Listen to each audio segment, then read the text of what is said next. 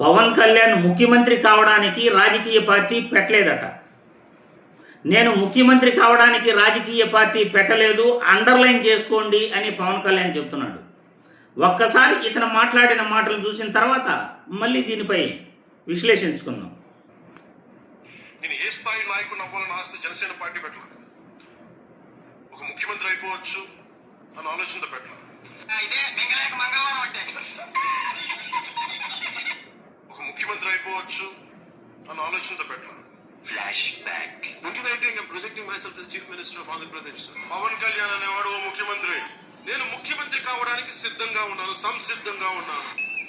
ఎవడు మా కులం నుంచి ముఖ్యమంత్రి అవ్వలేదు. మీరు ఓటేయండి, అవి చూపిస్తుంది. ఒక ముఖ్యమంత్రి అయిపోవచ్చు అని ఆలోచనతో పెట్టలేదు. చూశారుగా, అవకాశవాద రాజకీయం. పవన్ కళ్యాణ్ అవకాశవాద రాజకీయం చేయడానికి ఆయన ఎప్పుడూ కూడా సిద్ధంగా ఉంటాడు. ముఖ్యమంత్రి కావాలని రాజకీయ పార్టీ పెట్టలేదట. ఇంకేం కావాలని రాజకీయ పార్టీ పెట్టావు? ఎందుకోసం రాజకీయ పార్టీ పెట్టావు? ఏం సేవ చేయడానికి రాజకీయ పార్టీ పెట్టావు? అధికారంలోకి వచ్చిన తర్వాత నువ్వు గతంలో ఇచ్చిన మాటలు ఏ ఒక్కటైనా నిలబెట్టుకున్నావా? నీలో నిజాయితీ ఉందా?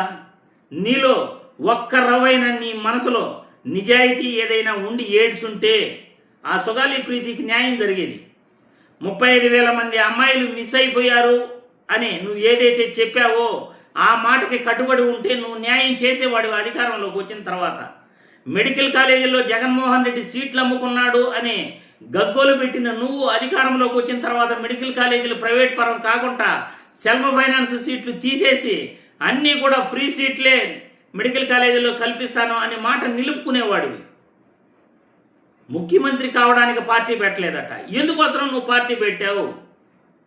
అబద్ధపు హామీలు చెప్తూ రోజుకొక మాట మాట్లాడుతూ కుల రాజకీయాలు చేస్తూ నా కులపోళ్ళైనా నాకు ఓటేయండి, ముఖ్యమంత్రి అయి చూపిస్తా అని గతంలో మాట్లాడిన నువ్వు ఈరోజు ముఖ్యమంత్రి అవడానికి నేను పార్టీ పెట్టలేదు, విజయ్ ముఖ్యమంత్రి కావడానికే పార్టీ పెట్టాడు పక్క రాష్ట్రంలో అని అంటావా? నీకు ప్రజలు ఓట్లు వేయలే. నువ్వు ఇలాంటి అవకాశవాద రాజకీయాలు రోజుకొక మాట గాలి మాటలు మాట్లాడతావు కాబట్టి నిన్ను ప్రజలు నమ్మట్లేదు. నీకు ఎలా 21 సీట్లు ఎట్లా వచ్చాయో అర్ధరాత్రి ఏపీలో ఓటింగ్ ఎలా జరిగిందో రాష్ట్ర ప్రజలందరికీ తెలుసు. అది నీ కెపాసిటీ కాదు, నీ గొప్పతనం కాదు. నువ్వు 21 సీట్లు గెలవటం. పక్క రాష్ట్రంలో విజయ్ ముఖ్యమంత్రి కావడానికే రాజకీయ పార్టీ పెట్టుంటే నువ్వు దేనికి పెట్టావు రాజకీయ పార్టీ?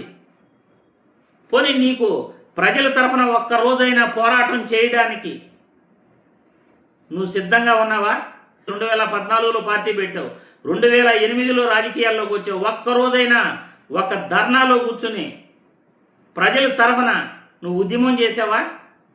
పోరాడావా? ప్రజల తరఫున నిలబడ్డావా? ఎప్పుడో ఒక రోజు వస్తావు, ఒక 4 ఊపు వేస్తావు, ఊగిపోతావు, తిట్టేస్తావు, వెళ్ళిపోతావు. మళ్ళీ ఇంకొక 6 నెలలకు కనపడతావు. ఆ రోజు కూడా ఊగుతావు, ఎదుటోళ్ళని తిట్టేస్తావు, ఏదో గాలి మాటలు చెప్తావు, వెళ్ళిపోతావు. ఇంత తప్ప నీలో ఒక రాజకీయ నాయకుల లక్షణాలు ఎక్కడున్నాయి? ప్రజలకు సేవ చేసే లక్షణం ఎక్కడ ఉంది నీలో? ఏడా నిజాయితీ ఏడ్చి సచ్చింది.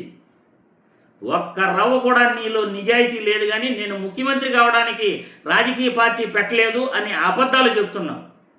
వీడియో చూశారు, సోషల్ మీడియాలో వైరల్ అవుతున్న వీడియో. గతంలో ముఖ్యమంత్రి కావాలని ఎలా బెగ్గింగ్ చేశాడో పవన్ కళ్యాణ్, ఎన్నిసార్లు ముఖ్యమంత్రి కావాలని ప్రజల్ని అడుక్కున్నాడు, తన కులపోలని అడుక్కున్నాడు. మీరందరూ కూడా చూశారు. పవన్ కళ్యాణ్ మాటలపై మీరే కామెంట్లు పెట్టాలి.